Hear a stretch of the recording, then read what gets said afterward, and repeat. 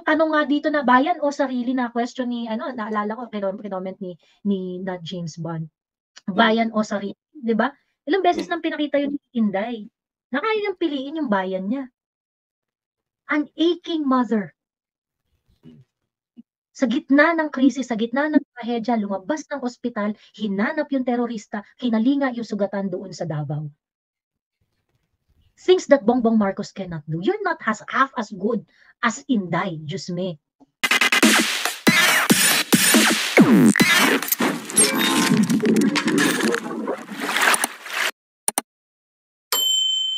So anyway, papapasukin na natin si Tita Itz dahil nasa backstage siya. At bago ang lahat, Tita Itz, babatiin ko lang ang ating mga first honor sa comment section. Si Roy. Joey, gurgur ka na agad. Ang aga niyan. Mainit talaga ang ulo nila sa'yo. Anyway, magandang umaga, no? Antayin natin siya, babalik din yan. Kumusta na kayong lahat? Ayan. Bumalik ka na. Naglalag siya, no? Ang aga, nadadrag to hell na. Nananawagan kami sa mga mambabarang dyan, pwede. Kontrahin nyo naman ang aga-aga. O sige, Kikoy at Bukog, ako muna daw mag-greet. Ayan na. Tita Itz, may sumpa ka yata. Dalawa. Ang aga mo, grabe. Si Tita Itz po ang may sumpang dalawa. Nakita ng balak. Bumabati lang ako dito. Bigla na ako naputol. Grabe ka naman. Coincident lang. I've never been gurgured. Grabe. I've never been gurgured this much. Ano kaya ba? Pag nagko-combine tayo, parang gano'n, nasisense. Parang may ayaw eh. May ayaw sa atin. Grabe. Ay, anyway, ito lang yan. Sasalo lang ako pag nawawala ka. Sige. Ayan. Anyway, maraming salamat sa mga nandito. So share na at ibigay nyo na ang link sa inyong mga kaibigan, sa inyong mga kaaway, sa inyong mga kabati. Ayan, at let us process information that is fed to us by mainstream media, social media, and your rabid friends. Ayan, pag-usapan natin ang lupit ng mga pangyayari ngayon, Tita Itz. Nagano ba kayo? Nag-live coverage kayo kanina? Oo, kami ni Ibi. O sige, bago ka mag-umpisa, may nakakatawang nangyari. Kasi madaling araw dito yun, Joey. So, natural, tulog na lahat ng mga tao. So, si Habi, katabi ko, tinawagan lang ako ni Kuyang Ibi na mag-live kami. O yun, syempre, awa ng Diyos, naghihilik na si Habi. Napakaseryoso namin. Biglang may malakas na naghihilik. Tapos may mga nagme-message para daw may eroplanong umuugo. So bigla ako nag-off na kasi nakakaya. Anyway, yun lang patutsyada. Oo, sobra yung mga pangyayari kanina. Ikaw ang maraming sasabihin. Tsaka ako. Ang daming sinasabi ni Inday dito. Yung mga sinabi niya ng direkta tsaka yung mga hindi niya sinasabi ng direkta. I know. No? Diba? Napanood niyo ba lahat? Yung mga nasa comment section ba, kayo bang lahat napanood niyo yung press con? Natapos niyo ba? Natapos niyo ba? Ayan. Natapos niyo ba lahat yung press con? Nagulat nga ako doon sa lakas ng hilik. Sabi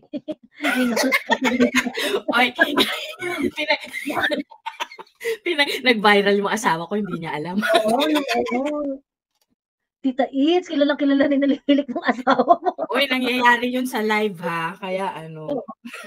Ayan. Not yet, sabi ni Sarah Hassan. Ayan. Okay. Teka, bago natin pag-usapan yan, meron lang mga meron lang mga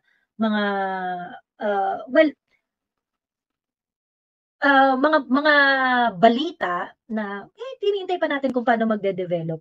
Ito si Wing Gatchalian, gusto pala niyang i-unbundle yung, not really unbundle, yung gusto niyang hatiin yung NGCP.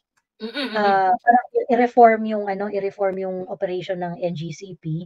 Kung saan yung, I do not know exactly what he really wanted kung paano niya gagawin yung mag-expire ang concession agreement ng NGCP at ng Transco, I think sometime in 2027 or 2028, parang ganun. So mukhang pinagigigilan rin nila itong Transco itong NGCP, because it is a natural monopoly transmission is a natural monopoly na business na. It's a huge business. So parang ano yan, tatakbo yan ng walang lugi. If you really get hold of it as a business, talagang ano yan, talagang it's minahan because you don't really need, it doesn't have any risk talaga. Cash cow na. Kasi cash cow yan cash cow yan. So mukhang pinanggigigilan nila, but they wanted to parang chop it up. But marami na kasi nagganyan-ganyan before pero at the end of the day parang hindi rin naman nagagalaw yung hindi ko lang makita pa kung ano exactly yung ikabubuti natin kapag ginawa nila yung gusto nilang mangyari. Yun yung problem.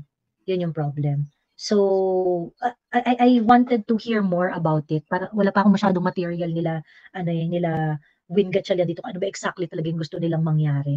But anyway, NGCP electric bill, ang daming hocus-pocus dyan. Sabi ni di makakapigil. Well, kasi yung NGCP, transmission cost yung ini-impose niyan sa atin So yung transmission cost natin, actually, part lang yun ng bill at hindi yun masyadong malaki kung tutuusin. However, sa perspective kasi ng NGCP, while sa perspective ng consumer, maliit lang yan. Pero kasi ang base niyan, buong Pilipinas. So, malaki yun. Malaking-malaki yun. So, ang masaklap doon, syempre, kapag kunwari merong na-add doon sa rate, ganyan-ganyan, hindi masyadong pinapansin kasi parang ang feeling nga, maliit lang naman na-add yan But, it is being billed to all the consumers all over the Philippines. So, maliit siya na part ng bill ng consumer, pero dahil sa laki ng kanyang consumer base, malaki pa rin. Ganun. So, it is equally important to really scrutinize it kasi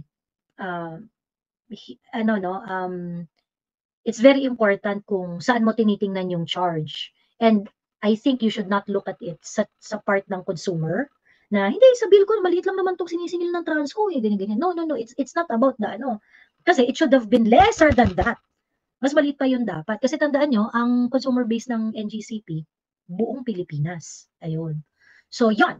Anyway, pinanggigigilan nila yan. Oo, kaperahan na naman yan Sige lang. Oo. Ayun, Ma'am Joey, si Attorney Claire, naka-live rin. Sa dinami-rami na sinabi ni VPISD sa presscon, sa kulam nag-focus si attorney. Ayun. Alam mo si Attorney Claire, kilala pala yan, ang tawag dito, yung isa nating follower dito, hindi ko na lang i-mention. Kilala niya yan, si Attorney Claire. Sabi niya, actually, mabait naman yan sa personal, tapos reasonable, ganyan. Hindi raw niya maintindihan kung bakit galit na galit sa mga Duterte. Tapos parang yung personalidad naman daw niya, yung parang hindi mababayaran. Kasi mabait daw yan As in, raw yan, nagpo-pro bono, yung nag-entertain ng mga client na indigent. Ganun yung kumbaga parang may kawang gawa rin naman. But for some reason, galit na galit sa mga Duterte. And, okay lang magalit sa mga Duterte, walang problema Pero yung reasonable. Oo. Pero si Attorney Claire, hindi siya reasonable. Hindi siya reasonable talaga Hindi talaga siya reasonable. Pwede tayo magtingin ng ganito kasi, una, tingin ko, ang taong galit na hindi obvious naman sa ibang tao ang rason niya. Kumbaga, there's no reasonable, obvious na dahilan para magalit ka. Dalawa lang yan. Isa is, she's playing a role. Trabaho lang yon. Sabi mo naman, hindi siya nababayaran. Malay ba natin? Second is, may personal na nangyari na ayaw niyang ilabas. So, dalawa lang naman Diba? So, it's one of those. So, diba? Ayan. May mga hindi pa rin nakakapanood ng press kung sa CA Fel. Si CA Fel, siya yung nag-isip nung design ng Dutertista. Ay, talaga naman. Yes. Of course, may mga tweaking na nangyari, tapos inayos lang yung hati-hati nung ganyan and everything. Pero yung idea nung design ng Dutertista, si CA Fel nag-isip niyan. Ayan. Or just yellow lang siya talaga. Tingin ko yellow lang siya talaga. Kasi yung mga yellow, matatalino naman yan, nabubobo lang sa politik Oo, pangangatawanan lang nila, no? Pangangatawanan lang nila nung nila. Ayun. Pwedeng ganun. In fairness sa Dilaw, status ko talaga sa kanila na sa haba ng press con or statement ni PRRD. Isa lang focus. Totally missing the forest for the trees. Ngayon, same ang Talyanista. Parang hindi mo na, alam mo, hindi mo na makita yung difference kung talagang hindi ka lang magbabasa further. Pag yung narrative, yung tono nila, Joey, Talyanista tsaka Dilaw, iisa na. Hindi mo na So tama talaga yung sabi ni VP na sama-sama na sila. Sama-sama na. Ay nako. Gusto niyo ba na panoorin natin yung press con? Pagkatapos pag-reactan natin part by part? Oo, kung ano yung may tumbok ba. Oo, gusto niyo ba gano'n? Kasi marami pa palang hindi mga nakapanood dito, eh. Ayan. O total ano naman, Friday naman at wala namang pasok bukas. Pwedeng mahaba yan. Aakyat ba si Ibing? Ibi, Joy? Aakyat daw siya. Although hindi makakapuyat ng todo si Kuyang Ibi dahil may meeting raw siya bukas, pero aakyat siya. Nabigay ko na yung link sa kanya. Ayan. Kakaiba din yun, alam mo naman yung pag mag-react. Ano kayo, paramihan kayo ng mura ha. Ako yung magbibilang. Okay. Sa mga hindi pa po napanood, kuha muna kayo ng tubig, yung malamig na tubig. Yung mga ayaw magpuyat, yung mga magkape kayo. Yan, dalawa lang yan eh. 10 minutes daw, pupunta na si Kuyang Ibi. Nandiyan na si Kuyang Ibi. Wait lang ha. Bakit kailangan nyo ng tubig? Para kumalma. Yung mga ayaw makatulog naman, magkape kayo, ha? So, grabe. May I just nung time ng tahimik ni Inday, sinasabi talaga ng mga Davao peeps. Sinasabi talaga ng mga kilala ko sa Davao, hindi ganyan si Inday.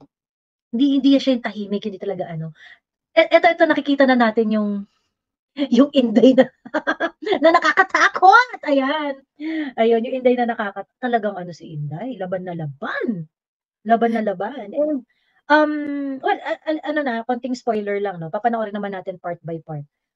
Konting spoiler lang dahil ayun sinabi yung binitawan ni Inday na hindi ako takot, hindi niyo ako mabibili. At ang tulong ko sa mga mamamayan ay to call bullshit as it comes. And ang tindi nun ang tindi nun because basically Inday is saying na hindi na ako mananahimik, tang-ina niyong lahat, pagka pinuputang ina niyo kami, puputang inahin rin kita. Ganun. She's not going to keep her mouth shut anymore. Talagang magsasalita na talaga siya. And I think it is a trigger to the rise of the opposition. It is the trigger ng rise of the opposition. And I had been waiting for this for so long. It is something that we really need. Talagang kailangan na natin ng opposition. And I'm glad she's taking on the position na ganon. Kasi kailangan na siya ng bayan eh. Hindi na po pwede yung you just let them do what they want to do.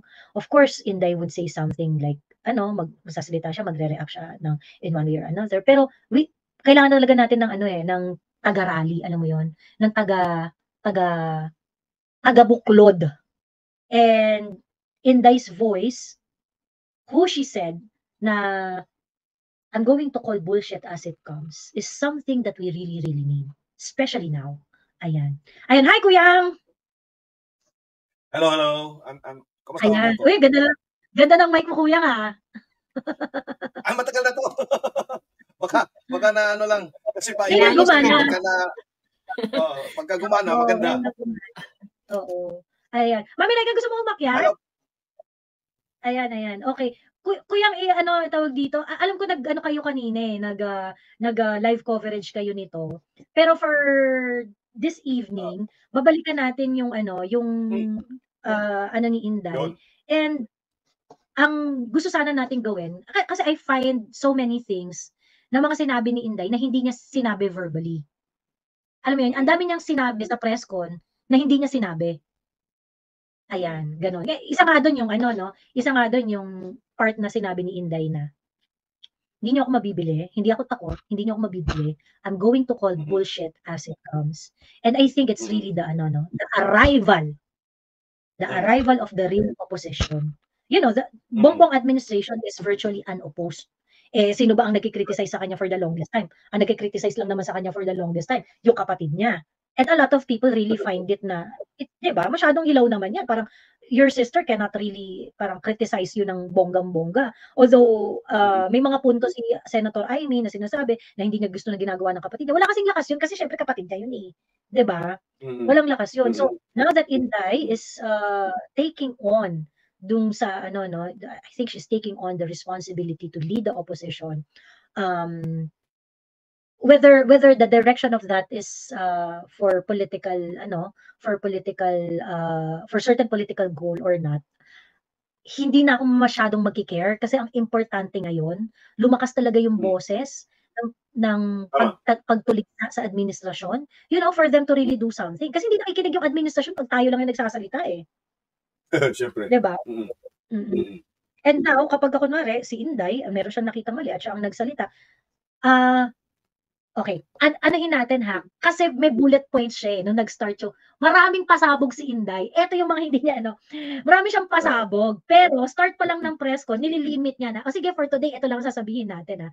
Maraming bala si Inday, yun yung sinasabi niya dito. Teka, balik na tayo sa may resibo lahat may resibo, Joey Yan ang maganda, may resibo lahat. Parts! Hello. Hi, hello, Parts. Hi, kamusta? I'm working on my, Joey, nire-restream ko hindi naman namin binlow by blow So tama-tama lang tong ginagawa natin ngayon. Hindi namin ginawa to. Nanood lang kami kagabi. Kanina, oo. Ayan. Sige, tamang-tama pala. Ayan. Today kasi dapat mag-war on drugs kami ni mag-voice of the people, yung original nating plano, di ba? So sobrang init nito. Parang ang daming binuksan na pintuan. Ayan. Teka, ito na.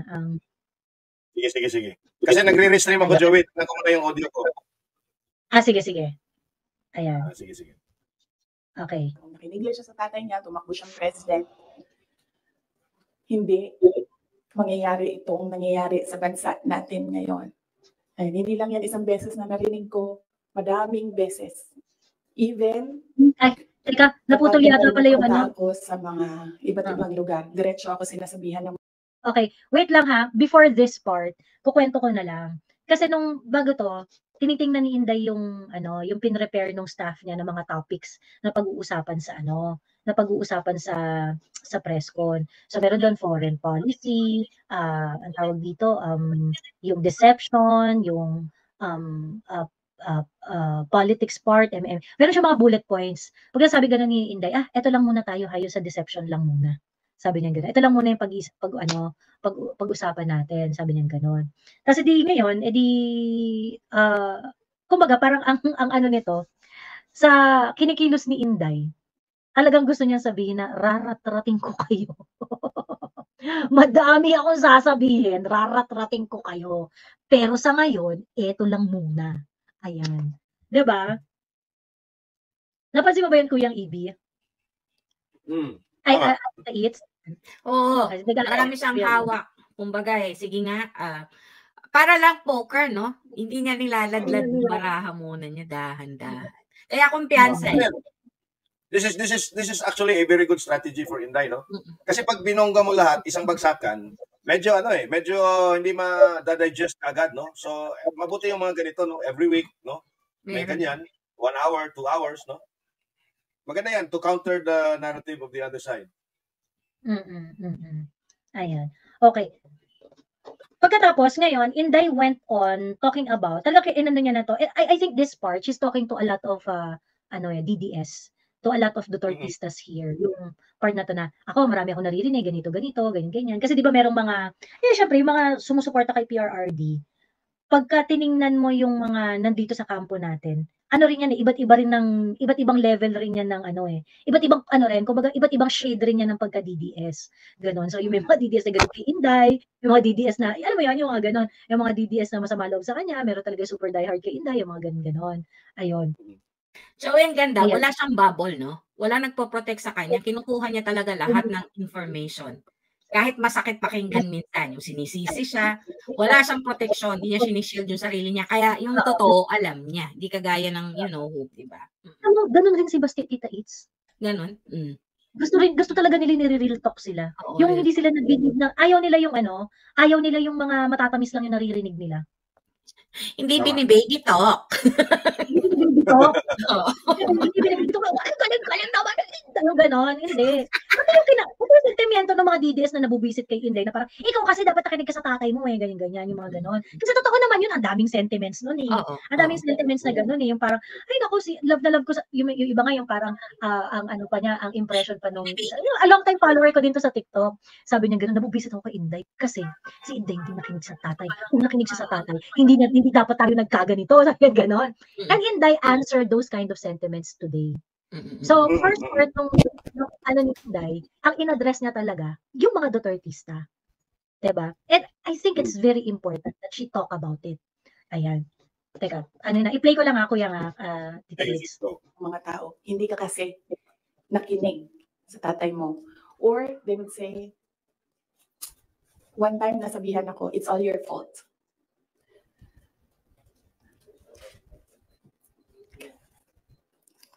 Alam nyo, kasi I don't like talking about my life. I don't like talking about my feelings. I only want to talk about my work.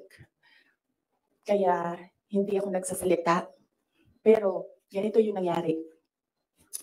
PRD never, ever asked me to run for president.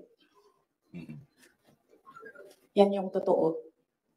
7 times niya ako pinuntahan sa bahay ng nanay ko, sa bahay ng asawa ko. Hindi siya talaga nagsabi sa akin na tumakbo ka for president. In fact, sinabi niya sa akin, huwag kang tumakbo for president kasi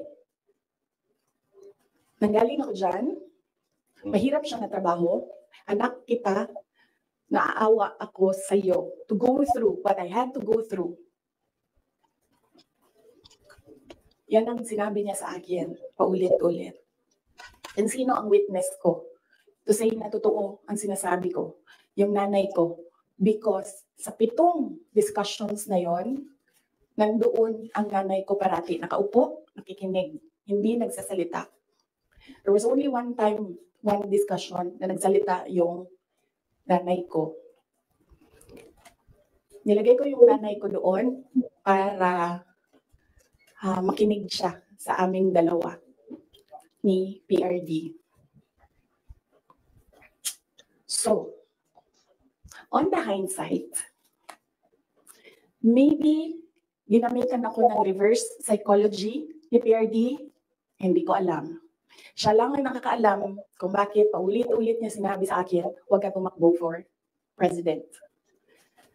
Kung karoon kayo ng pagkakataon na tanungin niyo siya bakit. Another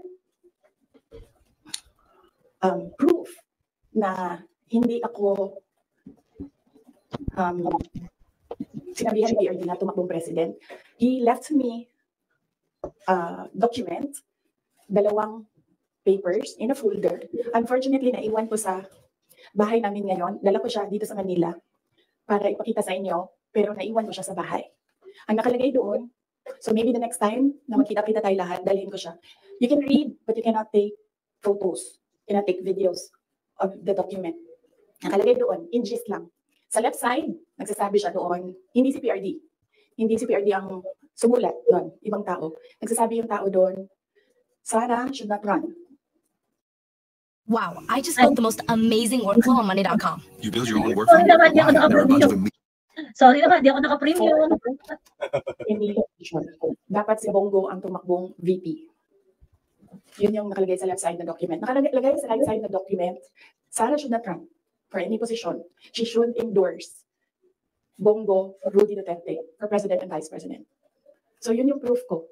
Yun yung dala-dala ni PRD na document nung very last meeting namin. Dala niya yung document na yun. So yun yung proof ko na hindi talaga nagsabi si President Duterte na tumakbo ako for president. And even if nagsabi siya, hindi din talaga ako tatakbo for president. Maaga ako nagsabi sa inyong lahat. Sabi ko, I don't know kung may mga media pa at the time na nandito ngayon. Sinabi ko, huwag nyo naman na akong tanungin about the presidency para hindi pa ulit-ulit yung tanong. Antayin nyo na lang January 2021. Pagdating ng January 2021, paalam ko sa inyo ang desisyon ko, tatakbo akong president o hindi. And true enough, January 2021, maaga ako nagsabi sa lahat, sa taong bayan, na hindi ako tatakbong president. Unfortunately, hindi naniwala lahat. Kasi sinasabi ninyo, yan yung track ni President Duterte. Hindi ako tatakbong president, And then, nag-substitute siya. But, yes, anak ako ni PRD, and yes, meron kayong nakikita sa akin na nakikita ninyo sa kanya. But I am a different person. Yung mga anak ninyo, hindi yan clones ninyo. Meron yan silang sariling pag-iisip, meron yan silang sariling kapasidad, meron yan silang sariling damdamin. Yun yung unfortunate part noong announcement ko noong January 2021 na hindi ako tatakbong president. Walang naniwala kasi sinabi nila, gagawin lang niya ako yung ginawa ng tatay niya. Hindi. Desisyon ko yun na hindi talaga ako tatakbong president.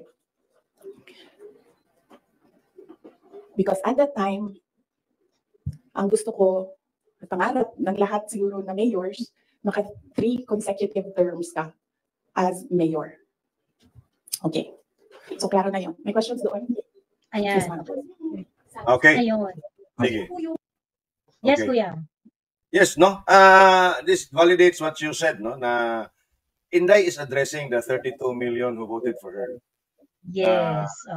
Itong portion na to, no? And ito yung sinabi niya na i-explain ko sa inyo, and it needs a sit down, no? Correct. Sinabi niya yan nung humingi siya ng patawad doon sa QOJC. Kasi nga, maraming tao This part na ano eh. Kuya itong part na to, Duterte talk to eh. Itong yung DDS talk to eh.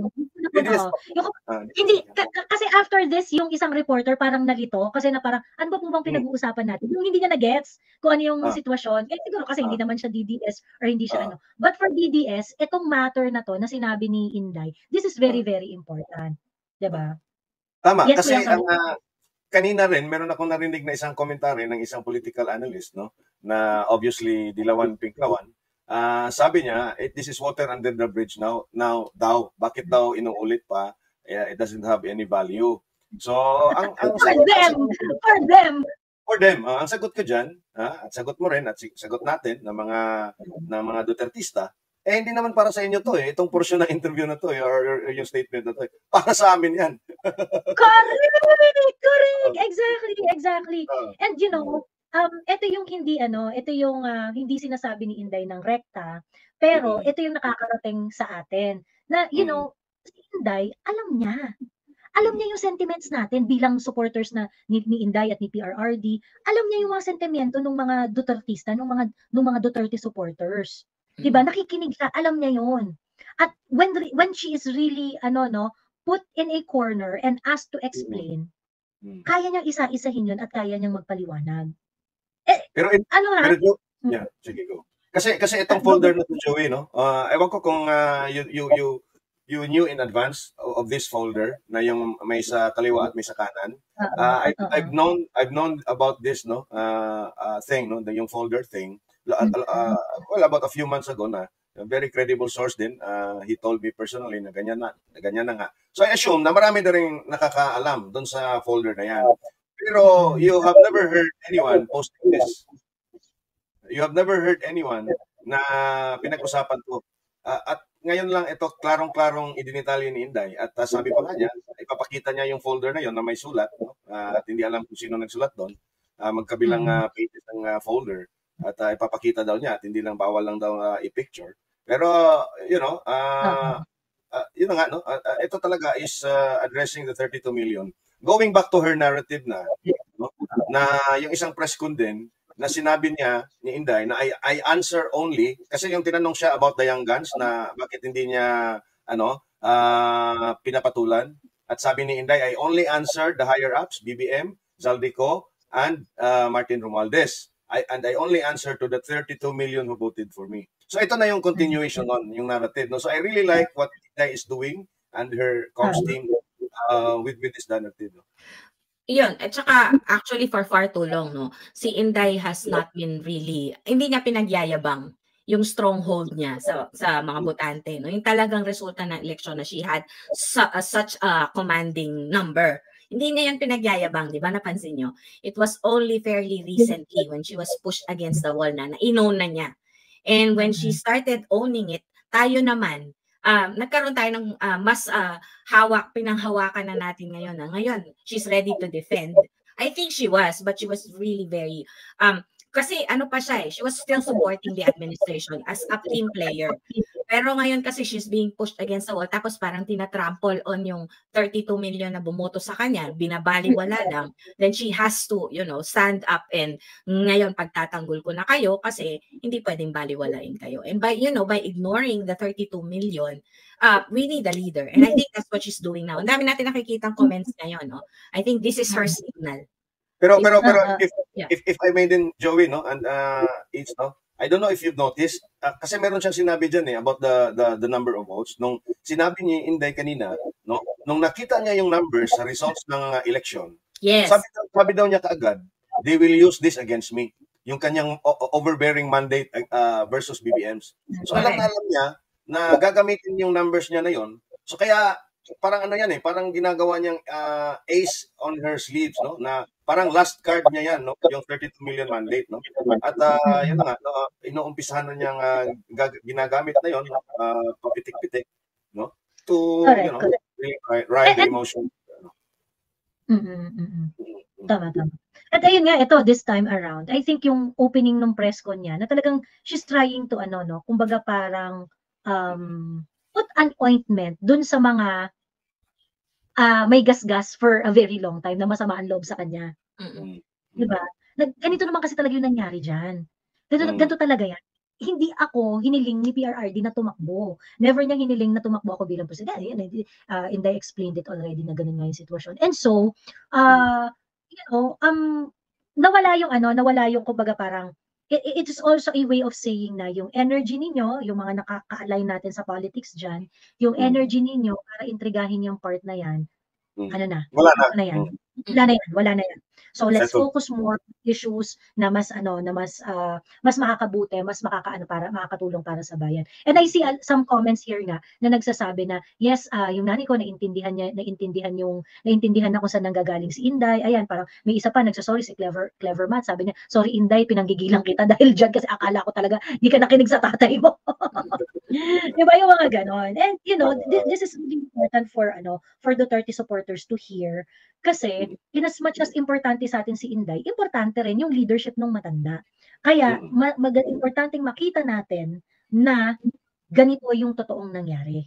Ayan. So basically, Inday is saying na hindi ako sinaklawan ng tatay ko, hindi niya ako inutusan or hindi niya ako pinakiusapan na tumakbo.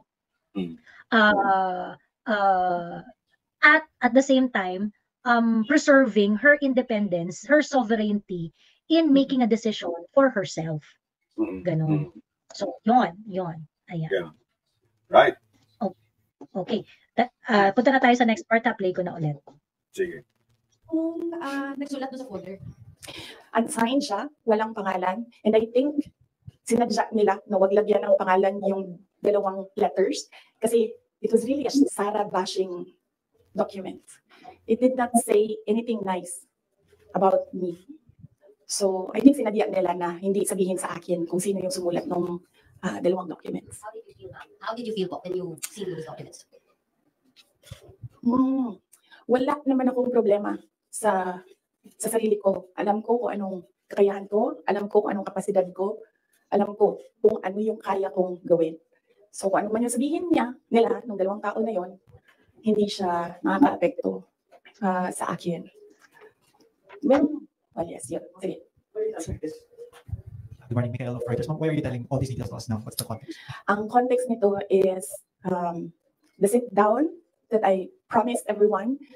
Nagsabi ako na mag-sit down ako. Merong mga questions noon na sinabihan ko kayo na it needs to sit down.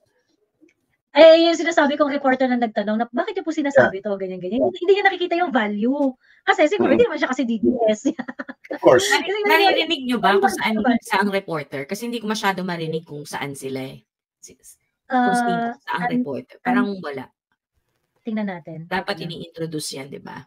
Nice. About me.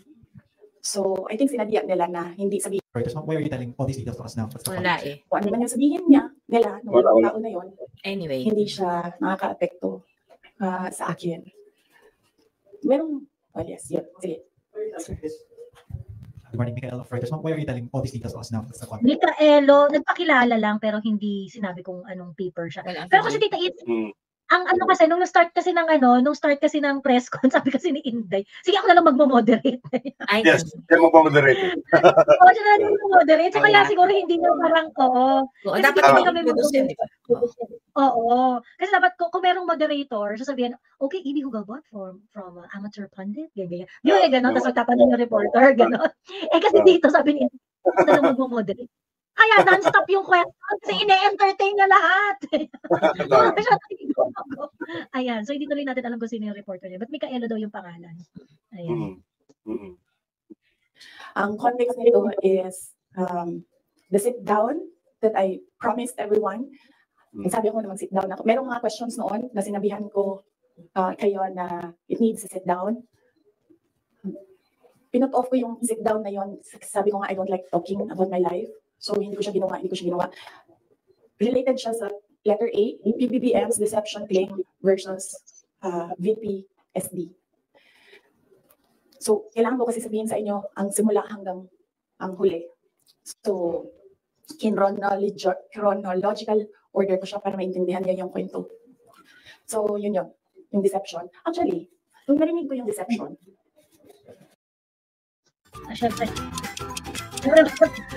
Pero wala akong pa-premium, pasensya na. Ako din ganun eh. Ayan. Napapwesto tayo mag-break. Walang premium, walang pang-premium, pasensya na.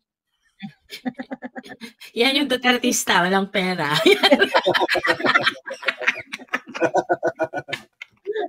Tsaga-tsaga sa ads. Game. naisip ko pa, hindi ko na siya sasagutin. Kasi, for the love of God, presidente ka na. Importante pa ba yung nararamdaman mo? Yun. Kung presidente ka, hindi na importante yung pagod mo, yung luha mo, yung fatigue mo, yung stress mo. Hindi na siya importante. Because when you are president, importante dyan, yung nararamdaman ng taong bayan. Yung bansa. Yun yung naisip ko when I heard it na parang talagang may panahon ka mag-isip about deception ng isang babae dyan. Ang dami mong oras. Hindi ba dapat iniisip mo na yung mga taong gutom?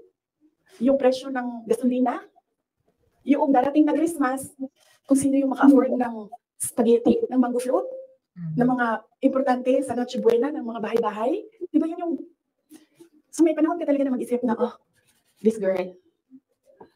So, inisip ko, hindi ko nasasagutin. Sandali lang hindi ako nagkukuking, pero sobrang lamig niya. Diba? I would just like to to emphasize a part na yun. Kasi sabi ni Inday na parang bakit importante yung feelings mo? Presidente ka na, yung feelings mo, hindi yan yung bida dito. And I couldn't think anyone who's more competent to say things like this. Kasi si Inday, ilang beses niyang pinakita yan sa constituents niya sa Davao. Na yung kanyang sarili, kaya niyang ilagay sa pangalawang sa likod ng pagmamahal niya at pagkalinga niya dun sa mga constituents niya sa Davao. Exhibit A, yung Rojas Night Market bombing. In which Inday was pregnant. Diba? But she has to get up and, take care of her people.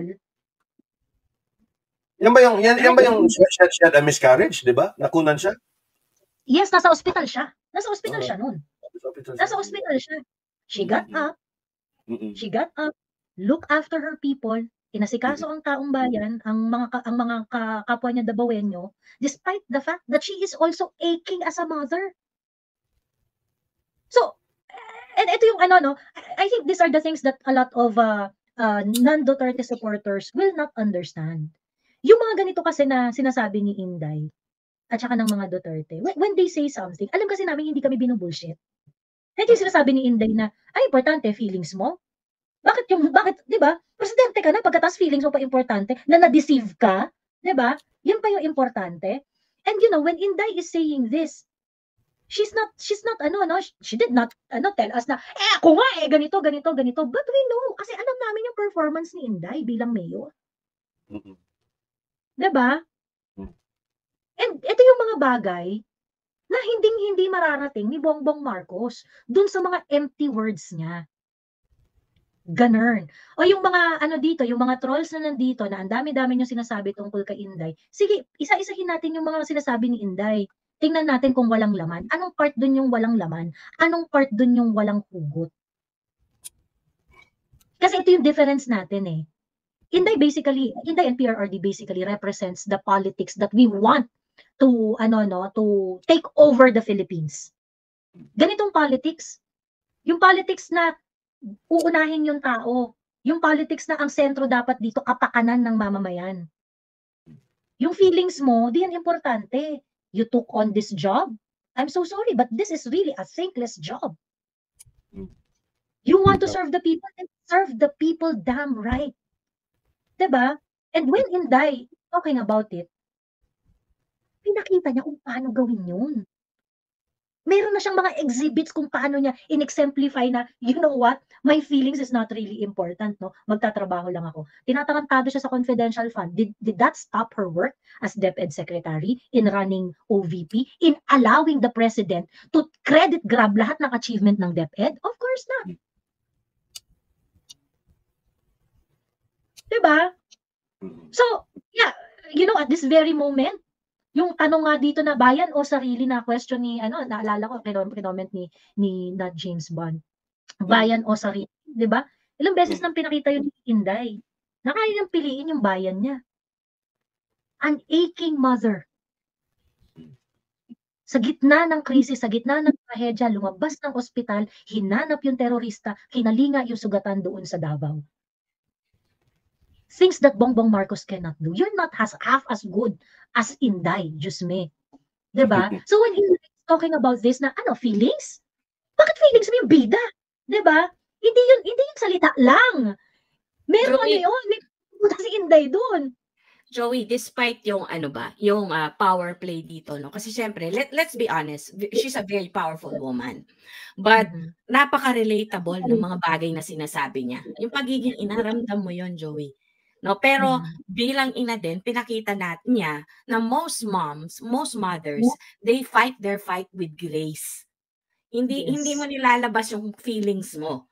So bilang pangulo, mas grabe 'yun. Anong karapatan mo maglabas ng feelings? 'Di ba? Doon niya din tayo nakukuha. Yung mga simpleng bagay na pagiging nanay, pero nanay ako, gusto ko makasama yung mga anak ko. Hindi ko 'yun sinasabi sa harap ng maraming tao. Kasi mas katungkulan ko yung maging vice president. Doon niya tayo nakukuha, Joey. Grace and strength bilang isang pinuno. I think lumitaw 'yun sa speech sa interview na to. Yeah, and if I may add, taking off yung sinabi ni Joey kanina, pinakita din yan, ni PRRD. Although yung pag-demonstrate ni PRRD about yung personal feelings mo, ang ginawa niya is, kaya minsan nga nung presidente siya, parang nagsiselos na yung taga Davao. Kasi PRRD in his presidency, in his 6 years, could have poured in billions and billions and billions worth of infrastructure projects. Pero mas naiwan pa yung Davao. Inuna talaga niya yung mga priority developments doon sa Luzon, doon sa ibang parte ng Kasi nga, nandyan naman daw siya palagi sa Davao at babalik din naman daw siya after the 6 years. So yung ganyang klaseng perspective, yung ganyang klaseng pananaw, very few politicians have that innate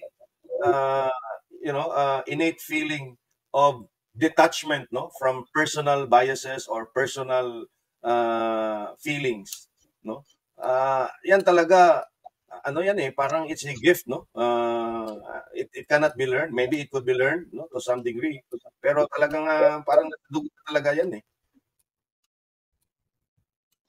So yun.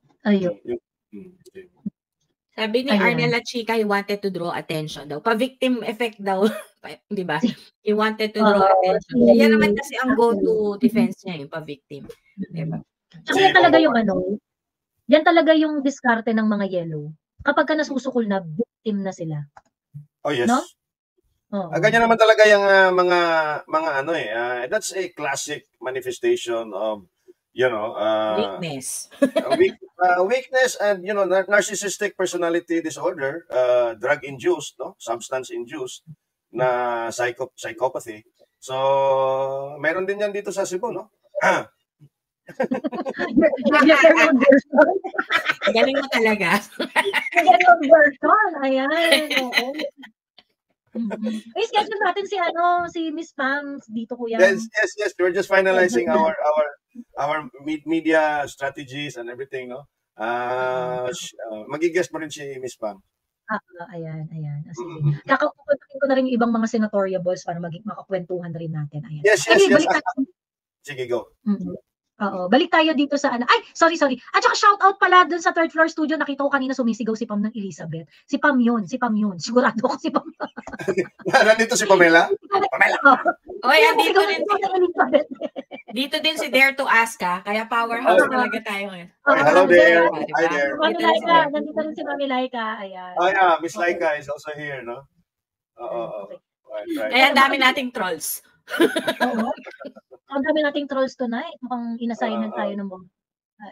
Mami Laika, ayan, ilalagay ko yung link dito, Mami Laika and Dare. Baka meron kayong time at gusto nyo umakyat. Ayan. Okay, well, anyway, ayan, move on na tayo dito sa ayan, sa press con. Pero mapatayin na ni Inday yung aircon dahil? Sir, may issue.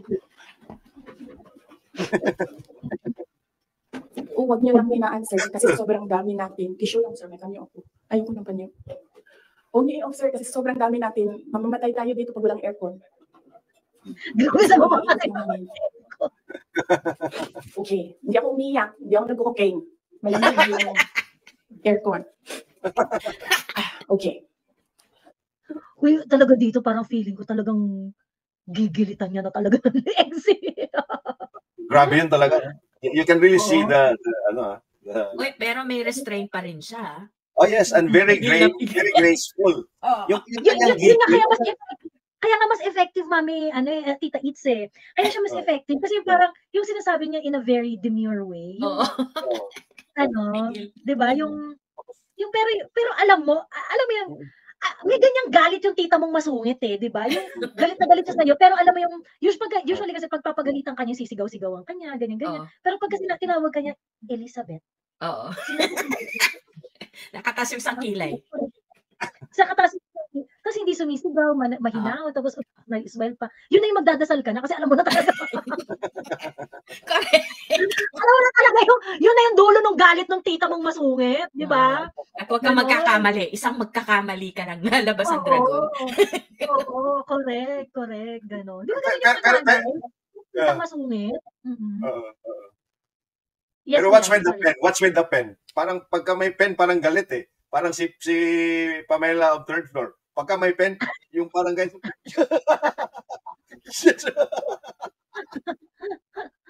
Pero, ayan. Andun daw yung galit ni Pam nasa pen. Nasa pen. Tago, ayun. Ayan. Okay, so move on na tayo dito sa So yun, hindi ko na siya sasagutin. Kasi naman, hindi naman siya mahalaga sa bayan. Pakialam natin sa kung anong nararamdaman ng president at vice president, di ba? Ako gani, sabi ni Saya pa, dawat-dawat rama na. Di ba? Dawat-dawat rama. Ako, ginatira ko nila kada adlaw. I am a subject of a Mega Millions PR attack. I am a subject of a House Committee hearing. Pero hindi na importante yung nararamdaman ko dyan. Ang mahalaga, matuloy namin sa Office of the Vice President kung ano yung sinabi namin na gagawin namin. Diba? So, I don't understand why we're talking about feelings. So, hindi ko na siya sasagutin. And then, sabi ng mga tiga Davao, nandun ako sa Davao nung lumabas yung deception na yan. And, iba-iba na yung reaction ng mga tiga Davao. And lahat, hindi maganda yung reaction. Yawa na siya na nangilan, siya pa'y nang budol, siya pa'y bagagnaw na musulti. Na I was deceived. So I thought, well, I will not talk for myself, but I will talk for all the Filipinos na ang nararamdaman nila ay hindi nabalik ang justice ng boto nila. Yes, please, Inday. Yes, please. Louder. Ayan. Balik mo na, Inday. Louder. Yes, please. Louder. At yung part na yun talaga, talagang napa-standing ovation talaga ako kay Inday. You've Meron- been waiting for that. Merong F-word dyan, ha? Na May very pa-translate. Parts, kahit mabilisang translation lang. May naiwan kami. Oo. Ang alin? Nasaan doon?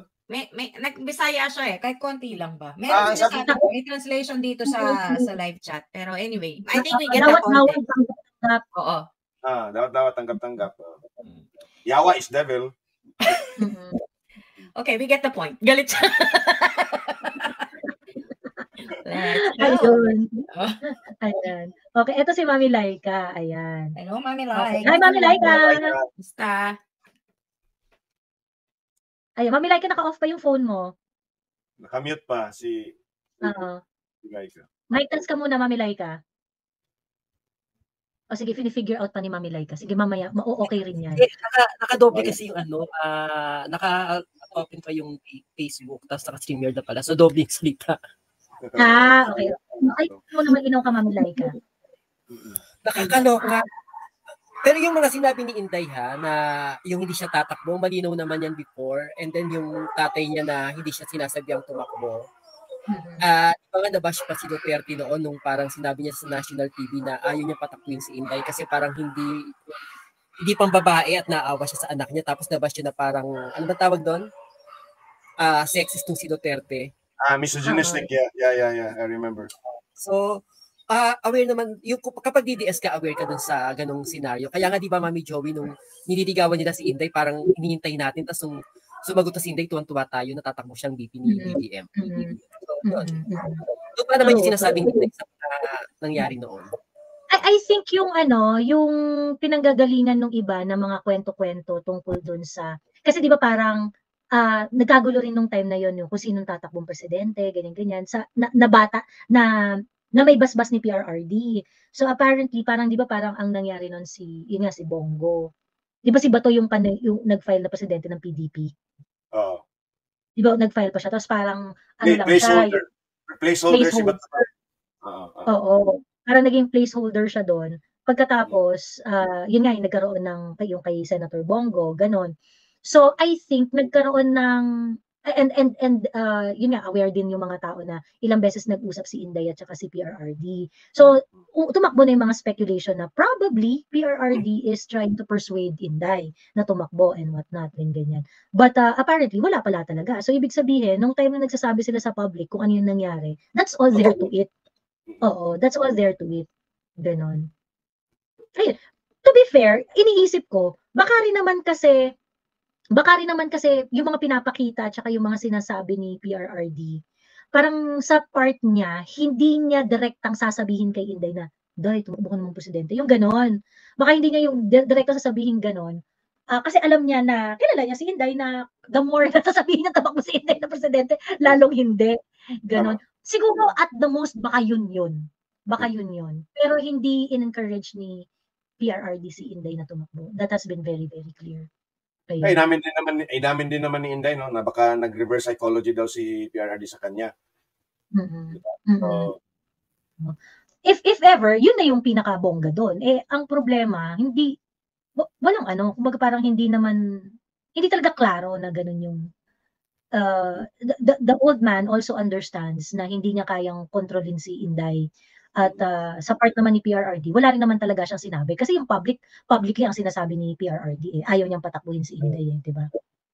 Ayun. Ayan, okay. Let's go. Go. Ay, sorry. All the Filipinos, ang nararamdaman nila ay hindi nabalik ang justice ng boto nila. So, yan yung context. Ang haba ng context. Okay? So, nasaan ako? 2021, January. 2021, October, filing. Kita ninyo ako nag-file ng mayor.